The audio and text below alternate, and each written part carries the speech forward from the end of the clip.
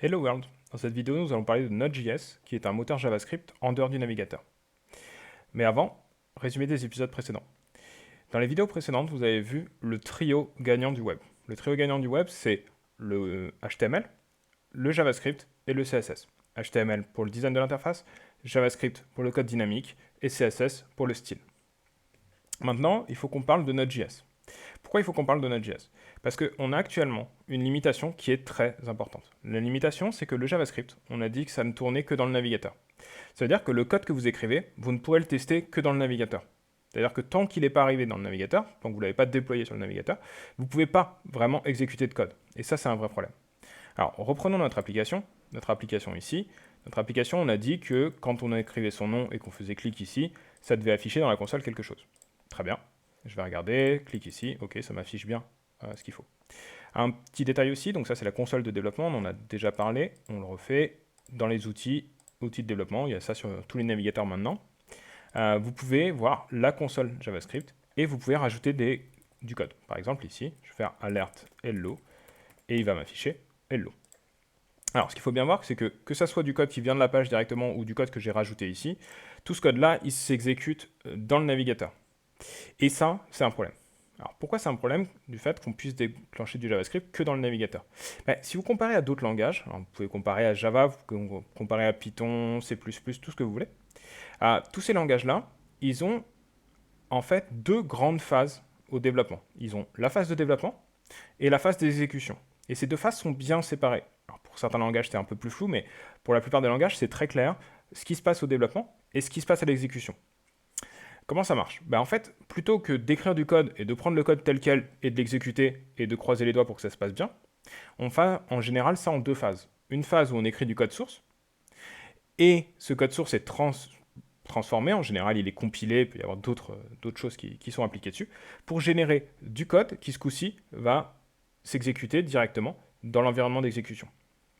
Donc si vous prenez du Java, vous avez comme ça, vous écrivez des fichiers .java, et ensuite vous avez un outil Java qui tourne, et le compilateur en fait, qui tourne, et qui exécute, qui construit votre code pour qu'il soit transformé, et que c'est ce code transformé, code en général binaire bien optimisé, qui va s'exécuter sur la machine des gens. Alors pour l'instant ça peut vous paraître overkill, ça peut vous paraître trop, et en fait, ou même inutile, mais en fait non. Cette chose, le fait de pouvoir exécuter du code en dehors de notre environnement d'exécution cible, va nous permettre de rajouter énormément d'outils qui vont nous faciliter le développement, qui vont nous permettre d'optimiser notre développement et qui nous permettent d'avoir beaucoup plus de fiabilité, beaucoup plus de qualité dans notre développement. Du coup, notre objectif pour les prochaines minutes, c'est de réussir à déclencher, à exécuter du code JavaScript en dehors du navigateur.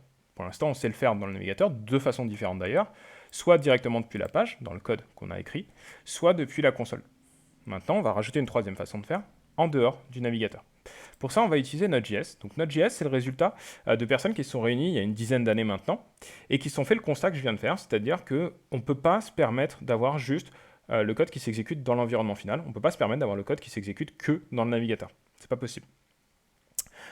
Du coup, ils se sont dit, ce qu'on va faire, c'est qu'on va prendre le moteur JavaScript qui est dans les navigateurs et puis on va le sortir et faire en sorte qu'il puisse s'exécuter directement sur mon Windows, sur mon Linux, sur mon Mac.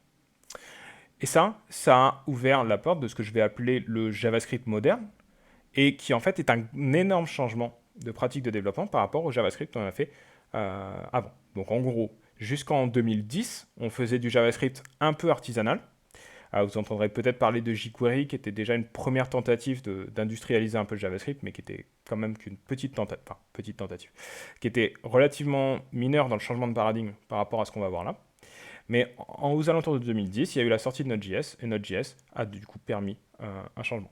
Donc, téléchargeons Node.js pour voir à quoi ça ressemble, parce que c'est peut-être un peu flou pour l'instant, ça va très vite s'éclairer. Donc, je télécharge Node.js ici, je télécharge donc un zip, je l'ai téléchargé directement pour Linux, donc moi je vais avoir un truc sous forme de tar.xz, très bien, dans lequel j'ai un dossier, et un certain nombre de choses. Alors, ce qu'on va faire, c'est qu'on va dézipper ça. Hop, je vais créer un dossier temp ici, et je vais dézipper tout ça à l'intérieur. Voilà. Alors, il y a énormément de fichiers là-dedans, il y a des trucs plus ou moins intéressants. Ce qui va nous intéresser, nous, c'est ce qu'il y a dans bin. Bin, c'est les binaires, en fait, c'est-à-dire les exécutables. Si vous êtes sur Windows, vous aurez .exe, .exe, .exe. Donc, en fait, il y a 3 choses qui vont nous intéresser. Node, NPM et NPX. Alors, NPX, je vous propose qu'on le laisse de côté, c'est pas le plus important. Ce qui va nous intéresser, c'est Node et NPM va tellement nous intéresser que je vais en faire une autre vidéo en plus. Donc, pour l'instant, on va vraiment juste s'intéresser à Node. Je vais ouvrir un terminal pour vous montrer comment utiliser Node directement depuis le terminal. En fait, Node et NPM, c'est des outils exécutables qui se lancent directement depuis le terminal. Et du coup, dans la plupart des vidéos, et même ce que je vous encourage à faire, c'est de vous faire un peu violence peut-être, c'est d'essayer de toujours lancer les choses en ligne de commande. C'est en les lançant en ligne de commande qu'on va comprendre au maximum ce qu'elles font. Évidemment, une fois que vous aurez lancé 15 fois la même commande, vous pourrez utiliser la puissance de votre IDE. Donc, par exemple, Visual Studio Code va nous permettre d'utiliser Node plus simplement qu'en ligne de commande. Mais c'est important, surtout au début, de tout faire en ligne de commande pour bien comprendre ce qui se passe. La même chose que pour Git. Si vous avez déjà fait du Git, vous avez peut-être déjà utilisé des outils visuels pour faire du Git. Donc Git, c'est le gestionnaire de version. Vous avez peut-être déjà utilisé des outils visuels pour le faire, mais je vous encourage de toujours revenir à la base sur vraiment les commandes. Alors, c'est plus dur au début, mais vraiment, c'est comme ça qu'on comprend. Du coup, je vais lancer Node. Alors, sur Linux, pour lancer quelque chose, vous vous placez dans le dossier et vous faites // pour dire là où je suis. Et je vais lancer juste Node. Je vais faire node-v pour demander la version de Node. Donc, je suis en version 12.16.1. C'est ce qu'il y a effectivement ici, 12.16.1. À côté, j'ai NPM, mais NPM, ça fera sa propre vidéo. Alors, Node, à quoi ça sert ? Je vous ai dit que ça servait à exécuter du code JavaScript en dehors du navigateur. Faisons un exemple. Je vais prendre ici un nouveau document, je vais l'appeler toto.js, et puis je vais faire la ligne console.log. Console.log, c'est la classique. Je vais faire hello world. Donc console.log, on l'a vu dans les exemples précédents. C'est l'instruction JavaScript pour afficher dans la console. Et là, vous devez commencer à penser, mais en fait, JavaScript, c'est quand même très proche du navigateur. C'était quand même pensé pour le navigateur. Qu'est-ce que ça va devenir le document.getElementById? Qu'est-ce que ça va devenir le alert qui permet d'afficher les pop-up? Doucement. On va y aller tranquillement. On va commencer par ça. Console.log hello world. OK. Et du coup, je vais pouvoir utiliser Node et dire à Node, Node, ça serait bien que tu lances le fichier toto.js. Il lance le fichier toto.js et il m'affiche hello world. Alors là, ça peut paraître rien du tout, mais ça a été une petite révolution il y a plusieurs années maintenant, puisque là, je viens de lancer du JavaScript en dehors du navigateur. Intéressant. Alors, pourquoi c'est intéressant ? Déjà, peut-être, avant de voir pourquoi c'est intéressant, voir que le JavaScript que vous allez lancer là, c'est exactement la même syntaxe que le JavaScript qu'on va lancer dans le navigateur. Juste, il y a certaines fonctions qui vont être ignorées. Genre, le alert ne va rien faire sur mon terminal. Et pareil, le document.getElementById n'a pas de sens. Même chose, il y a des choses qui vont être en plus. Autant sur le navigateur, vous n'avez pas le droit d'accéder arbitrairement au dossier des gens. C'est-à-dire que si vous vous baladez sur Facebook, Facebook ne peut pas directement aller lire votre bureau et prendre votre dossier photo et prendre toutes vos photos de vacances. Il ne peut pas faire ça.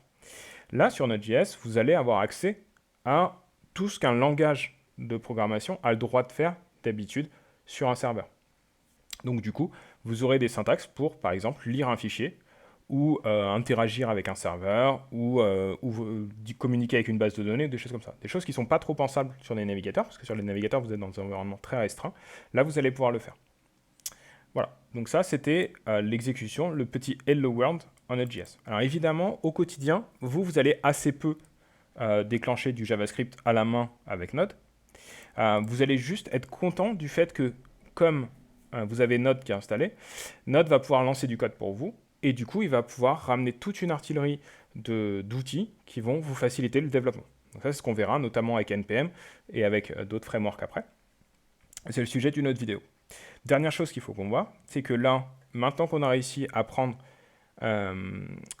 JavaScript et le faire de façon autonome sur une machine Windows, Linux ou Mac ou n'importe quoi, ça veut dire qu'en fait, je peux écrire mes serveurs directement en Node.js. Donc vous allez aussi entendre des gens qui utilisent Node.js pour faire des serveurs. C'est-à-dire qu'ils utilisent du JavaScript classique pour faire des applications dans le navigateur.